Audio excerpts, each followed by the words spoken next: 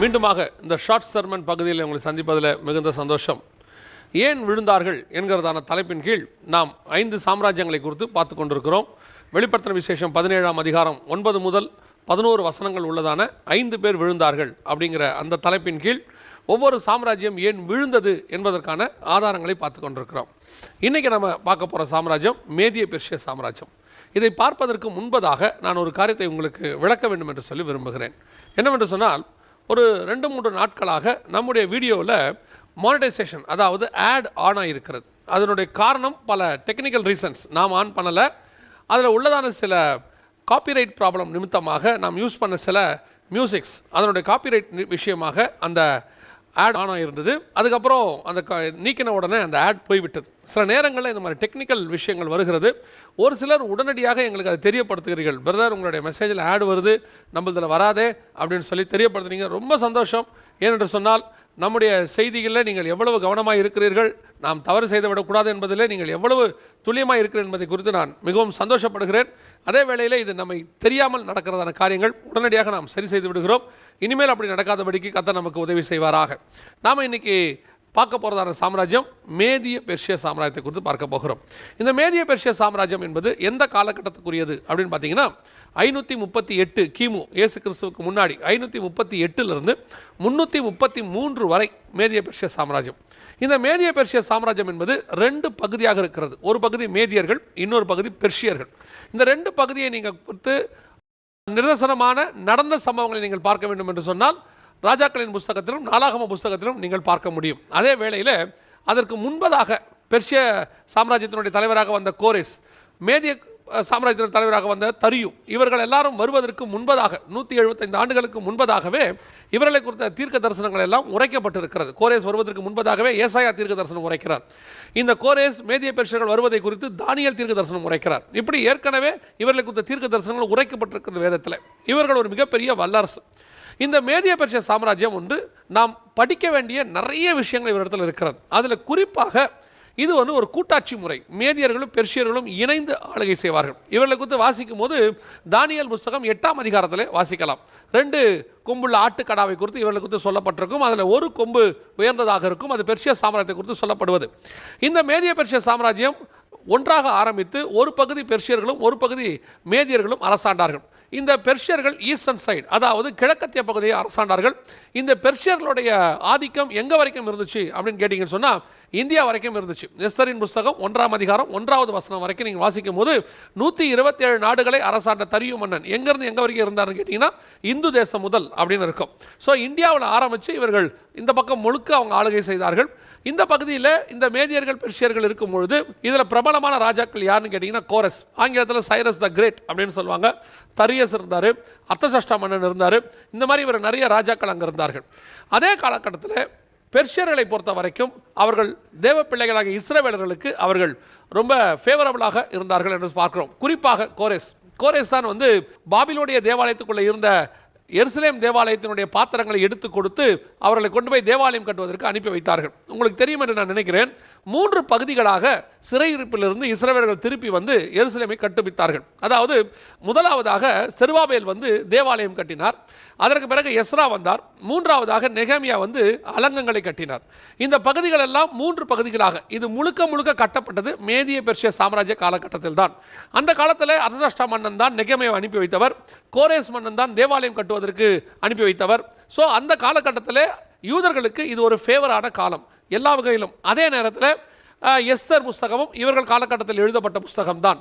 அந்த காலகட்டத்தில் Esther ராஜகுமாரத்தியாக select பண்ணப்பட்டாங்க, வஸ்தி தள்ளப்பட்டாங்க. அந்த சம்பவங்கள்லாம் படிச்சிருக்கிறோம். இந்த மேதிய பெர்ஷியர்களுடைய ஆதிக்கம் ரொம்ப அற்புதமாக பாபிலோனை வீழ்த்தி பெல்ஷாஷார் காலத்தில் அவர்கள் உள்ளே வந்த விதம் ரொம்ப அற்புதமான ஒரு விதம்.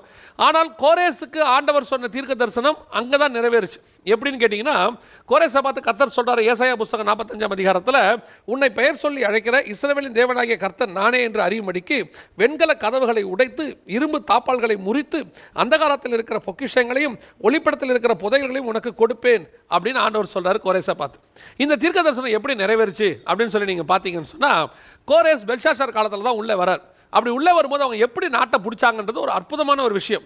இந்த பாபிலோன் ரொம்ப அற்புதமாய் கட்டப்பட்டதான ஒரு நகரம். எப்படி கட்டப்பட்டிருந்துச்சு? நகரம் கட்டப்பட்டு அதுக்கு பிறகு அலங்கம். அந்த அலங்கமே எப்படி இருக்குமா, 6 காரு மேலே போகிற அளவுக்கு தடிமனாகும். அந்த அளவுக்கு அலங்கம் ரொம்ப ஸ்ட்ராங்காக இருக்குமா. அது மேலே இரவும் பகலும் 24 மணி நேரமும் காவலர்கள் இருப்பாங்களாம். அந்த அலங்கத்துக்குள்ளேயே மிகப்பெரிய போர்ப்படை ஒன்று அமைக்கப்பட்டிருந்ததாம். அதையும் தாண்டி அலங்கத்துக்கு வெளியே ஐப்ராத் நதி முழுக்க ஓடும் அகழி மாதிரி வெட்டி இருந்தாங்களாம் ஊரை சுற்றி. யோசித்து பாருங்க, அந்த ஆழியில் மிகப்பெரிய அளவில் மிருகங்கள், அதாவது கடல்வாழ் மிருகங்கள்லாம் இருக்குமா, முதலை போன்றவைகள்லாம் யாருமே தாண்டி வர முடியாதோ அவ்வளோ ஸ்ட்ராங் மகா பாபிலோன். அப்படிப்பட்டதான இடம். அந்த நாள் ராத்திரியிலே கோரேஸ் உள்ளே வரும்போது உள்ளே போகிறதுக்கு எப்படின்னு போகிறதுன்னு தெரியாமல் அவங்க செய்தான வேலை என்னன்னு கேட்டிங்கன்னா, முதலாவதாக அந்த தண்ணி எல்லாவற்றையும் ஊருக்குள் வராதபடிக்கு தடுத்து நிறுத்தினார்களாம். ஆனால் இது நடக்கும்போது இன்னொரு சம்பவம் நடந்துச்சு. பைபிளில் இருக்குது, 5ஆம் அதிகாரத்தில் நம்ம வாசிப்போம். பெல்ஷாசர் அன்றைக்கி என்ன பண்ணார்? குடிபோதையில் இருந்தார். எல்லாருக்கும் மதுபானம் கொடுத்து அவங்க கொண்டாடிக்கிட்டு இருந்தாங்க. இந்த கொண்டாடிக்கிட்டு இருக்கும்போது வெளியே நடக்கிற சம்பவம் அவங்களுக்கு தெரியல. அந்த அலங்கத்தில் இருந்தவங்களும் குடிச்சிருந்தாங்க. அன்றைக்கி எல்லாருக்கும் கவர்மெண்ட் ஹாலிடே, அப்படி போயிடுச்சு போல. அப்படி முழுக்க போனபோது இந்த தண்ணியெல்லாம் நிறுத்தப்பட்டு அது வழியாகத்தான், அந்த தண்ணி ஓடுகிற வழியாகத்தான் இவர்கள் உள்ளே வந்தார்கள் என்பது சரித்திர குறிப்பு. அப்படி வரும்போது அவங்களுக்கு உள்ள நுழையும் போது என்ன ஒரு விஷயம்னு கேட்டிங்கன்னா, அந்த தண்ணிக்கு அடியில் பெரிய பெரிய அளவில் பாதாள அறைகளை கட்டப்பட்டு அதில் அவர்கள் எல்லா நாடுகளிலிருந்து கொள்ளையடித்ததான பொருட்களை உள்ளே வச்சுட்டாங்களாம். ஒளிப்படத்தில் இருக்கிற புதையல்கள் அப்படின்னு சொல்லி அது எல்லாத்தையும் எடுத்து அவங்களுக்கு அந்த இடத்துல அவங்க எடுத்துக்கிட்டாங்க. ரெண்டாவது, தேசத்துக்குள்ளே உள்ளே பிடிக்க வராங்க. அவங்க ரொம்ப ஈஸியாக அந்த நாட்டை பிடிச்சிட்டாங்க. அன்றைக்கி பிடிச்ச பிறகு என்ன நடந்துச்சு அப்படின்னு பார்த்தீங்கன்னா, அந்த ஊருக்கு நடுவில் எப்படி நேபுகாத் நேச்சார் ஒரு பெரிய சிலை செஞ்சு வச்சார் தூரா என்கிற சமபூமியில், அதே மாதிரி பாபிலோன் நடுவில் மிகப்பெரியதான ஒரு அந்தகார சிலை இருக்குமா. அந்த சிலையை அவங்க வழிபட்டுக்கிட்டு இருந்தாங்க.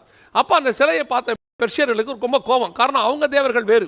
ஸோ பாபிலோனிய தேவதையுடைய சிலையை கீழே தள்ளி அதை அவங்க அதை கீழே தள்ளும் போது தான் கண்டுபிடிச்சாங்க, அந்த சிலை கிட்டத்தட்ட 90 முழ உயரம். அப்படி இருந்த சிலையை கீழே தள்ளும் போது முழுக்க உள்ள கோல்டாமா, முத்து தங்கம் வெள்ளி வைடூரியம் எல்லாம் உள்ள இருந்துச்சாமா. அதுதான் அந்தகாரத்தில் இருக்கிறதான பொக்கிஷங்கள், புதையல்கள் நம்ம பார்க்கிறோம். இப்படி பாபிலோனை அவர்கள் ஒரே நாளிலே சூறையாடினார்கள்.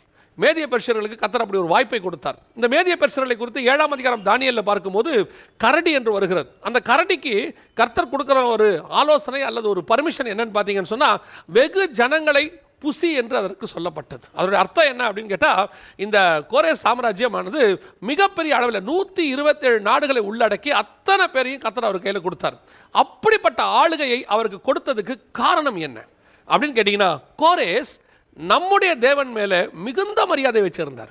நான் சொல்லுவேன், புறஜாதி ராஜாவாக இருந்தாலும் கூட நம்முடைய தேவனை தேடுகிறவர்களை அவர் ஒரு நாளும் கைவிடுகிறதில்லை, ஆசீர்வதிக்காமல் விடுறதே கிடையாது. அவர் சொல்கிறாரு, நியாயப்பிரமாணத்தை எழுதும்போது, உன்னோடு வந்து சேர்ந்து கொள்கிற அந்நியனுக்கும் உனக்கும் ஒரே பிரமாணமாக இருக்க கடவுது. ராகாபை பாருங்கள், அவங்க எரிகோல இருந்தாங்க. ஆனால் அவங்க உள்ள தேவனை தேடுறாங்க, உள்ளே வராங்க. வசனம் சொல்லுது 6ஆம் அதிகாரம் யோசுவாவில், அவர்கள் பாளையத்துக்கு புறமே இருந்தார். அந்த அதிகாரம் முடியும் போது பாருங்கள், அவள் பாளையத்துக்கு நடுவே குடியிருந்தார். அப்படின்னா என்ன அர்த்தம்?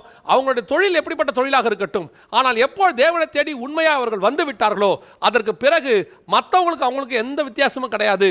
தேவன் அவர்களை நடுவிலே குடியிருக்க வைத்தார். கடைசியில் அந்த ராகாபின் வம்சத்தில் இயேசு கிறிஸ்துவும் வந்தார். அதைத்தான் நான் சொல்லுகிறேன். தேவன் இந்த கோரேசுக்கும் அப்படித்தான். புறஜாதி ராஜாவாக இருந்தாலும், அவருக்கென்று வேறு தேவன் இருந்தாலும், நம்முடைய தேவனை அவர் உண்மையாய் நேசித்தார். நேசித்தனுடைய விளைவு யாருக்கும் கிடைக்காத ராஜ்யபாரத்தை அவருக்கு கிடைத்தார். 127 நாடுகளை அவர் அரசாண்டார். நான் சொல்லுவேன், பல நாடுகளில் பல அரசியல் தலைவர்களை நான் பார்த்திருக்கிறேன். அவர்கள் ஒருவேளை வேறு கடவுள்களை வணங்கக்கூடியவர்களாக இருப்பார்கள், ஒருவேளை கடவுள் நம்பிக்கை இல்லாதவர்களாக கூட இருப்பார்கள். ஆனால் அவர்கள் நம்முடைய ஆண்டவர் மேலே, இயேசு கிறிஸ்துவின் மேலே, கிறிஸ்தவ பிள்ளைகள் மேலே அவர்கள் ஆதரவாக இருக்கும்போது, அவர்கள் மேலே அன்பாக இருக்கும்போது, அப்படிப்பட்ட அரசியல் தலைவருடைய வாழ்க்கையும் முடிவையும் நான் பார்த்திருக்கிறேன். மற்றவர்களை பார்க்கிலும் அவருடைய முடிவு சம்பூர்ணமாக இருக்கும். நீடித்த ஆயுசு, பிள்ளைகளின் வாழ்வு, போதும் என்ற அளவுக்கான ஆசீர்வாதங்கள் எல்லாவற்றையும் கொடுத்து இந்த பூமியை விட்டு கர்த்தர் அனுப்பி வைப்பார். காரணம் என்ன? அவங்க எங்கே போனாங்க, ஏது போனாங்கன்ற பேச்சுக்கெல்லாம் நம்ம வரவே இல்லை. இந்த பூமியில் இருக்கிற வரைக்கும் அவர்களை கர்த்தர் ஆசீர்வதிச்சு அனுப்புவார். மற்ற எல்லாரையும் பாருங்க, அதாவது கிறிஸ்தவர்களுக்கு எதிராக செயல்பட்ட தலைவருடைய முடிவைகளையும் பாருங்க, கிறிஸ்தவர்களுக்கு ஆதரவாக செயல்பட்ட, ஆவிக்குரிய கிறிஸ்தவர்களுக்கு ஆதரவாக செயல்பட்டதான தலைவர்களுடைய முடிவையும் பாருங்க, ரொம்ப அற்புதமாக இருக்கும். அதுக்கு கோரேஸ் ஒரு சாட்சி, மிகப்பெரிய சாட்சி இந்த கோரேஸ். அப்படி இந்த மேதிய பெர்ஷிய சாம்ராஜ்யத்துக்கு கர்த்தர் மிகப்பெரிய அளவில் ஆசீர்வாதத்தை கொடுத்தார். அவர்கள் ஆசீர்வாதமாக இருந்தார்கள், தேவ ஜனங்களுக்கு ஆசீர்வாதமாக இருந்தார்கள், அவர்களும் ஆசீர்வாதமாக இருந்தாங்க. நீங்கள் நல்லா பார்த்தீங்கன்னு சொன்னால், எஸ்தர் புஸ்தகமாக இருக்கட்டும், நெகேமியா புஸ்தகமாக இருக்கட்டும், எஸ்ரா புஸ்தகமாக இருக்கட்டும், இது எல்லாம் எழுதப்பட்டது எந்த காலகட்டம் அப்படின்னு பார்த்தீங்கன்னா இந்த மேதிய பெர்ஷிய சாம்ராஜ்ய காலகட்டத்தில் தான் எழுதப்பட்டது. சரி, இந்த சாம்ராஜ்யம் ஏன் விழுந்தது? அதான் நம்முடைய மிக முக்கியமான ஒரு விஷயம். இவ்வளவு தேவனுக்கு உண்மையாக இருந்தார்கள். ஆண்டவர் சொல்றாரு கோரேஸை பார்த்து, என் ஊழியக்காரனாகிய கோரேஸ், என் தாசனாகிய கோரேஸ், நான் அபிஷேகம் பண்ணின கோரேஸ். என்ன ஒரு வார்த்தையை பாருங்களேன், நான் உன்னை பெயர் சொல்லி அழைத்தேன். இதெல்லாம் அப்படியே நம்ம புறஜாதியாருக்கு ஒரு ஊழியத்துக்கு அழைக்கப்படுகிற ஒரு மனுஷனுக்கு சொல்ற வார்த்தை. உன்னை பெயர் சொல்லி அழைத்தேன், உன்னை அபிஷேகம் பண்ணினேன். இப்படி இந்த சாம்ராஜ்யத்தை கர்த்தர் அற்புதமாய் நடத்தி ஆசீர்வதித்து ரொம்ப அழகாக கொண்டு வந்தார். வீழ்ச்சி எங்கே வந்தது அப்படின்னு பார்த்தீங்கன்னு சொன்னால், இந்த மேதிய நான் சொல்கிறது உலக பிரகாரமாக இந்த மேதிய பெர்ஷியருடைய வீழ்ச்சிக்கு காரணம் என்ன அப்படின்னா, இந்த மேதியர்களும் பெர்ஷியர்களும் எப்பொழுதுமே ஒருமனப்பட்டு தான் போவாங்க. அவங்க சண்டைக்கு போகிறதா இருந்தாலும் என்ன இருந்தாலும் அவங்க கரெக்டாக பிரித்து ஆளுகை செஞ்சுக்கிட்டே இருந்தாங்க. இவங்க ஆட்சி காலம் எவ்வளோ நினைக்கிறீங்க? ஏறக்குறைய 200 வருஷம். 538 333 வரைக்கும் ஏறக்குறைய 205 வருஷம் கர்த்தர் இவர்களுக்கு ராஜ்ய பாரத்தை கொடுத்தார். தரியுஸ் 3 அப்படிங்கிறோடைய ராஜ்ய காலத்தில் தான் இவருடைய ஆட்சி முடிவுக்கு வந்து அலெக்சாண்டர் ராஜ்யபாரத்தை கட்டி கொண்டார், கிரேக்க சாம்ராஜ்யம். இது எங்கே இருக்குது நம்ம பைபிளில் அப்படின்னு பார்த்தீங்கன்னு சொன்னால், தானியலுக்கு ஒரு தீர்க்க தரிசனம் உரைக்கப்படுது. 10ஆம் அதிகாரத்தில் ஆண்டவர் தானியல்கிட்ட சொல்கிறார். என்ன வார்த்தை சொல்கிறாருன்னா, தானியல், இப்பொழுது நீ கேட்டதுக்கெல்லாம் பதில் சொல்லிட்டேன். இப்பொழுது பெர்ஷியா தேசத்து அதிபதியோடு கூட யுத்தம் பண்ண போகிறேன். அடுத்து கிரேக்க தேசத்து அதிபதி வருவான். அப்போ இந்த வார்த்தையில் பாருங்கள், பெர்ஷியா தேசத்து அதிபதியோடு கூட நான் யுத்தம் பண்ண போகிறேன் அப்படின்னா என்ன அர்த்தம்? ஒரு பெர்ஷியா தேசத்து ராஜாவோட பரலோகத்தில் இருக்கிற ஒரு தேவ தூதன் வந்து சண்டை போடணுன்னா என்ன அர்த்தம்? ஒரு மனுஷனோட தூதன் சண்டை போடுவானா அப்படின்னா, இந்த ராஜாக்குள்ள யார் இருக்கா? நீங்கள் பைபிளில் பாருங்கள், பிசாசு யாருக்குள்ளேயாவது இருந்தால் அந்த பிசாசை அட்ரஸ் பண்ணும்போது அந்த ராஜாவுடைய பேரை சொல்லி தான் கர்த்தர் அட்ரஸ் பண்ணுவார்.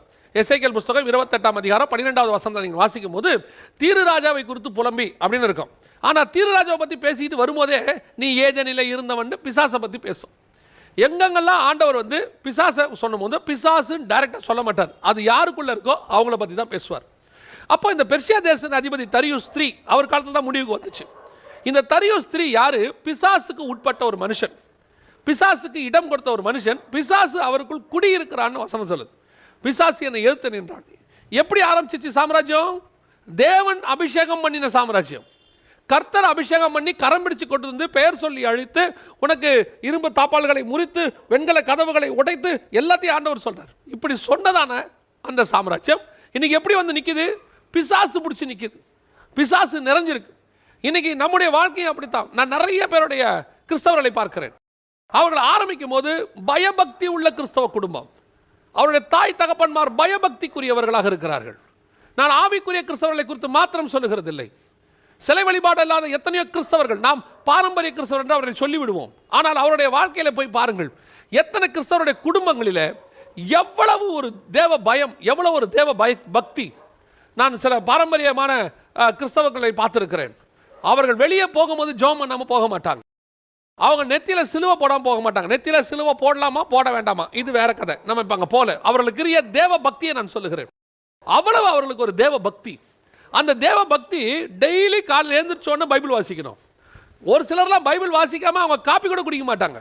அந்த அளவுக்கு அவங்க வந்துட்டு ஆண்டவருக்கு உண்மை உள்ளவர்கள். அவருடைய சந்ததி இன்னைக்கு எப்படியா இருக்கிறது, எப்படி பிடிச்சிருக்குது? சிலரை பார்க்கிறேன், பிசாசு பிடிச்ச சந்ததி. சிலருடைய பூர்வீகத்தை நான் அறிவேன். 3 தலைமுறைக்கு 2 தலைமுறைக்கு முன்னாடி நான் அறிவேன். அவர்கள் நீ உனக்கு இவ்வளோதான் வயசு எப்படி தெரிவ? அவர்களை குறித்து நான் முழுவதும் கேள்விப்பட்டிருக்கிறேன். அந்த முற்பிதாக்கள் அவ்வளவு பயபக்திக்குரியவர்கள். அரசாங்க வேலை பார்த்து கூட லஞ்சம் வாங்க மாட்டார்கள். அந்த காலத்தில் இருந்த பெரும்பான்மையான கிறிஸ்தவர்கள் லஞ்சம் வாங்கவே மாட்டார்கள். அவர்கள் சொல்லுவாங்க, ஐயோ அவங்க லஞ்சம்லாம் வாங்க மாட்டாங்க கிறிஸ்தவங்க அப்படின்னு சொல்லுவாங்க. அப்படி லஞ்சம் வாங்காத பயபக்தியோடு இருந்ததான ஒரு கிறிஸ்தவ பாரம்பரிய குடும்பம். அவருடைய மனைவி அதை காட்டிலும் உண்மை உத்தம் உள்ளவர்கள். அந்த காலத்தில் அவங்களுக்கு இந்த மாதிரி காரியங்கள் எதுவுமே தெரியாது. கணவனும் மனைவியும் உண்மை உத்தவமாய் 5 பிள்ளை 6 பிள்ளை 8 பிள்ளை இப்படி தான். அப்படி இருந்த குடும்பத்தில் 3வது தலைமுறையை நான் பார்க்கிறேன் குடிகாரர்களாக. இன்னைக்கு உலக பிரகாரமாக அழிவுக்கு நேராக போய் கொண்டிருக்கிறார்கள். ஒரு சிலருடைய பிள்ளைகளை இவருடைய பிள்ளைகளா இவர்கள் என்று சொல்லக்கூடிய அளவிற்கு அவருடைய பேர பிள்ளைகள் எல்லாம் அநியாய வாழ்க்கை வாழ்ந்து கொண்டிருக்கிறார்கள். காரணம் என்ன? அபிஷேகம் பெற்று உண்மையும் உத்தமாய் வாழ்ந்த சந்ததி தான் இன்னைக்கு பிசாசுக்கு ஒப்பு கொடுத்து நிற்கிறது. இன்னைக்கு அந்த சந்ததி தேவனை விட்டு போய் கொண்டிருக்கிறது. மேதிய பெர்சியர் என்று நாம் சொல்லுகிறோமே, அவர்கள் அழிவுக்கு காரணம் என்ன? அவர்களை தேவன் அபிஷேகம் பண்ணினார், அந்த அபிஷேகத்தை காத்துக்கொள்ள மறந்து விட்டார்கள். ஒரு காலகட்டம் வருகிறது, அவர்களுக்கு ஜனத்திரள் 127 நாடு, அதுவே அவர்களுக்கு வினையாய் முடிகிறது. இவ்வளோ பெரிய சாம்ராஜ்யம், நம்மளை யாராவது எதாவது பண்ண முடியுமா? உலக பிரகாரமாக மேதியர்கள் பெர்சியருடைய சாம்ராஜ்யத்தினுடைய அழிவுக்கு காரணம் சொல்லும் போது, இந்த தரியு 3 காலத்துக்கு முன்பதாக பெர்சிய சாம்ராஜ்யமும் மேதிய சாம்ராஜ்யமும் 2ஆக பிரிகிறது. அவர்களே அடித்துக் கொள்ளுகிறார்கள், அவர்களுக்குள் ஒரு மனம் இல்லாமல் போகிறது. இவர்கள் 2 பேரும் ஒரு மனதோடு இருக்கிற காலகட்டங்கள் எல்லாம் 100 ஆண்டு காலத்துக்கு மேலாக இவர்களை ஜெயிக்க யாராலையும் முடியவில்லை. அலெக்சாண்டருடைய பயோகிராஃபியை படித்து பாருங்க. அந்த பயோகிராஃபியில் அவர் இந்த உலகத்தை பிடிக்கணுங்கிற ஆசை அவருக்கு ஏன் வந்தது தெரியுமா? அவர் சொல்கிறாரு, சைரஸ் த கிரேட், அதாவது இந்த கோரேஸ் என்கிறதான மனுஷன், அவனுக்கு இருக்கக்கூடியதான பெருமைகள், அவனை பார்த்து ஜனங்கள் எவ்வளவு நல்லவன்னு சொல்கிறாங்க, எப்பேற்பட்ட அரசாட்சி, அவனை ரோல் மாடலாக வச்சுக்கிட்டு தான் அலெக்சாண்டரே வந்தாராம். அவனை மாதிரி நான் வரணும் அப்படிங்கிறது தான் அலெக்சாண்டருடைய ஆசையாமா. அப்படின்னா கோரேஸ் ஆண்டவர் எப்படி கொடுத்துருப்பார் பாருங்க. அப்படி இருந்த அவருடைய சந்ததிகள் இன்னைக்கு ஒன்றும் இல்லாமல் பிரிஞ்சு போய், ஆனால் ஒன்று நான் பார்க்கிறேன், இந்த கோரேசனுடைய வம்சம், அதாவது மாம்ச வம்சம் அல்ல, அந்த பெர்சிய சாம்ராஜ்யம் அப்படியே அது வேர் இன்னைக்கும் இருக்கு. வெளிப்படுத்தின விசேஷம் 13ஆம் அதிகாரம் 2ஆம் வசனத்தை நீங்கள் வாசிக்கும் போது அங்கே வசனம் சொல்லுது, அதன் கால்கள் கரடியின் கால்கள். இந்த கரடி என்பது 7ஆம் அதிகாரம் தானியேல் புஸ்தகத்தின்படி 3, 4, 5 வசனங்களை வாசிக்கும் போது பெர்சிய சாம்ராஜ்யத்தை குறிக்கிறது. இந்த கால்கள் கரடியின் கால்கள் என்று சொல்லும் போது இந்த பெர்சிய சாம்ராஜ்யத்தினுடைய வேர் இன்னும் இருக்குமா, கடைசி அந்தி கிறிஸ்து ஆட்சி வர வரைக்கும். இந்த பெர்சிய சாம்ராஜ்யத்தினுடைய வேர் அப்படியே இந்தியா வரைக்கும் இருக்கு. ஏன்னா பைபிளில் வாசிக்கிற 127 நாடு. என்ன ஒரு பெரிய ஆச்சரியம் அப்படின்னு கேட்டிங்கன்னா, இந்த பெர்சிய சாம்ராஜ்யத்தில் வேரை தேடிக்கிட்டே வந்தீங்கன்னா இன்றைக்கும் இந்தியாவில் இந்த பெர்சிய சாம்ராஜ்யத்தினுடைய வேர் இருக்கிறது. இந்திய அரசியலில் பெர்சிய சாம்ராஜ்யத்தின் வேர் இருக்குது. இன்றைக்கும் இந்திய அரசியலில் இந்த பெர்சிய சாம்ராஜ்யத்தின் வேர் மிகப்பெரிய பங்கு வகிக்குது. அப்படின்னா கர்த்தர் அபிஷேகம் பண்ணதை அவ்வளோ சீக்கிரம் விட்டு கொடுக்குற தேவன் அல்ல. சந்ததிகள் வீணாய் போனாலும் கர்த்தரதை மீண்டும் கொண்டு வர வேண்டும் என்று விரும்புகிறார். இன்றைக்கி நிறைய பெற்றோர் தாத்தா பாட்டிக்கெல்லாம் ஒரு எண்ணம் இருக்குது, வீட்டில் உட்காந்து அழுகுறாங்க, யோசிக்கிறாங்க, என்ன சொல்கிறாங்க, என் பிள்ளைகள் வாழ்க்கை இப்படி போச்சே, என் பேர பிள்ளைகள் வாழ்க்கை இப்படி போச்சே, இவங்களை என்ன பண்ணுறது, எங்கள் அப்பா அம்மாலாம் ரொம்ப நல்லவங்களாக இருந்தாங்களே, நாங்களாம் நல்லவங்களாக இருந்தோமே, இந்த காலகட்டம். உடனே நம்ம அந்த பழைய தூக்கி யார் மேலே போடுறோம் தெரியுமா? டெக்னாலஜி மேலே தூக்கி போடுறோம், டிவி மேலே தூக்கி போடுறோம், இல்லைனா மொபைல் மேலே தூக்கி போடுறோம். இந்த மொபைல் ஃபோன் வந்து தாங்க எல்லாத்தையும் கெடுத்துருச்சு. இந்த மொபைல் ஃபோன் வரதுக்கு வரைக்கும் என்ன சொல்லுவாங்க தெரியுமா? பழைய தூக்கி சினிமா மேலே போட்டுக்கிட்டு இருந்தாங்க. சினிமா வந்து ரொம்ப மோசங்க, சினிமா வந்தனால தான் எல்லாம் கெட்டு போச்சு. சினிமா கண்டுபிடிக்கிறதுக்கு முன்னாடி ஏன் கெட்டு போனாங்க? சோதம் குமாரால் என்ன சினிமா இருந்துச்சு? சோதம் குமாரால் என்ன விதமான செல்ஃபோன் இருந்துச்சு? அன்னைக்கு எப்படி அழிக்கிற அளவுக்கு ஜனங்க பாவம் பண்ணாங்க? நோவா காலத்தில் என்ன சினிமா, எப்படி அழிவு வந்துச்சு? அப்போது அழிவுக்கு காரணம் ஒவ்வொரு காலகட்டத்தில் ஒவ்வொன்றாக இருக்குமே ஒழிய, அழிவுக்கு காரணம் அன்னைக்கு உள்ள ஜனங்கள் அன்னைக்கு கிடைக்கிறதான அந்த பாவத்துக்கு தன்னை விட்டு கொடுத்தல். கர்த்தருக்கு சித்தமானால் எந்த பாவத்துக்கு அன்னைக்கு விட்டு கொடுக்குறாங்களோ அன்னைக்கு அவங்க அழிவுக்கு நேரா போறாங்க.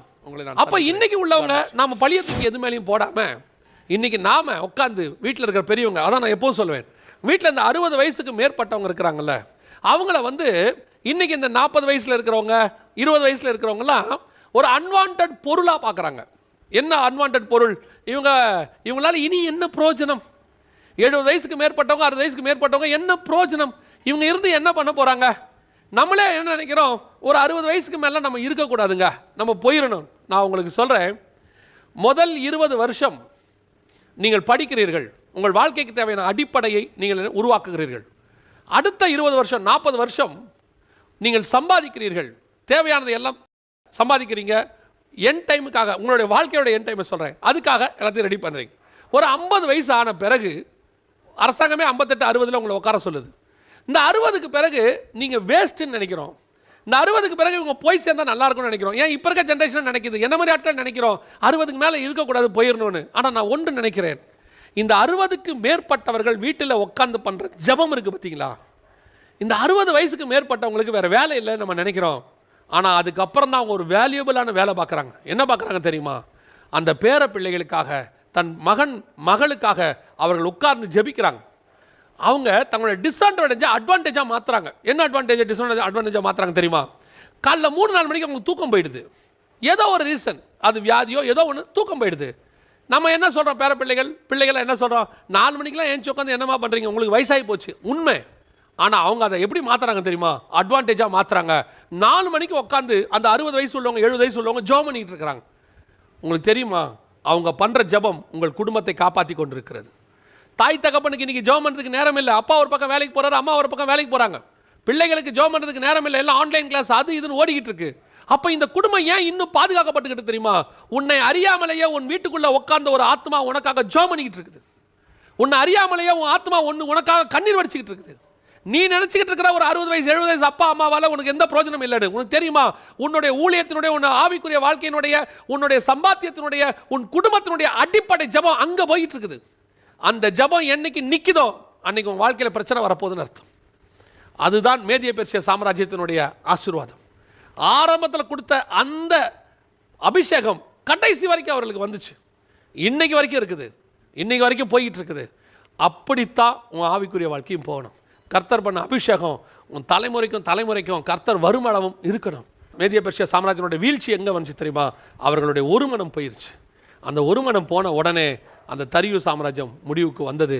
அதோட பெர்சியா சாம்ராஜ்யத்தினுடைய வேறு மட்டும் இருக்குது. அந்த தரியு சாம்ராஜ்யம் முடிவுக்கு வந்துருச்சு. தரியு 3 காலத்தில் முடிஞ்சிச்சு.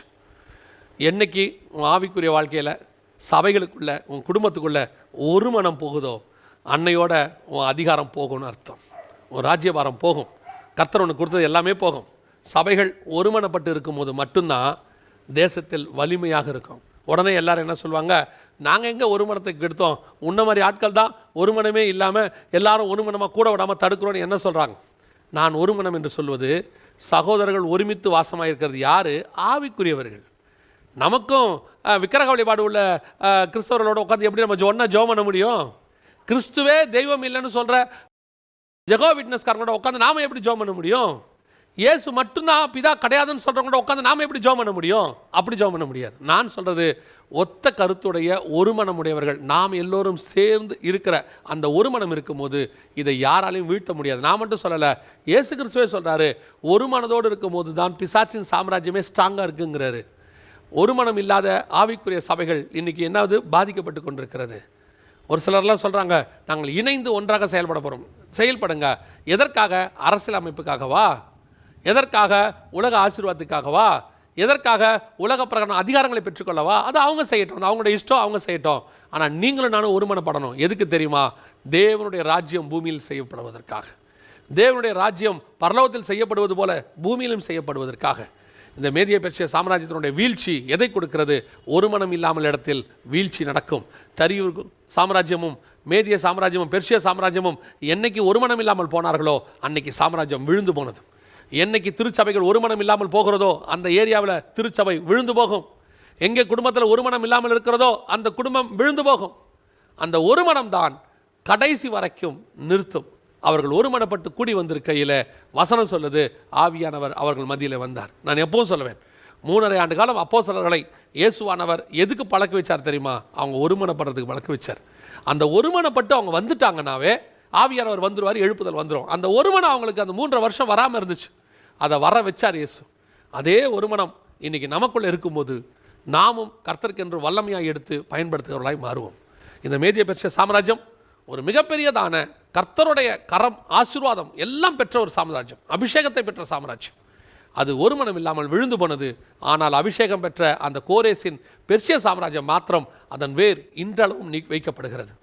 நாம் இதை ஒரு பாடமாக எடுத்துக்கொள்ளணும். அபிஷேகம் பெற்ற நாம் இயேசு வருகிற வரைக்கும் அந்த அபிஷேகத்தை காத்து கொள்ளும்போது நாம் அவரோடு கூட இணைகிறவர்களாய் காணப்படுவோம். கர்த்தருக்கு சித்தமானால் ஏன் விழுந்தார்கள் என்கிற அடுத்த பகுதியில் உங்களை நான் சந்திக்கிறேன். God bless you.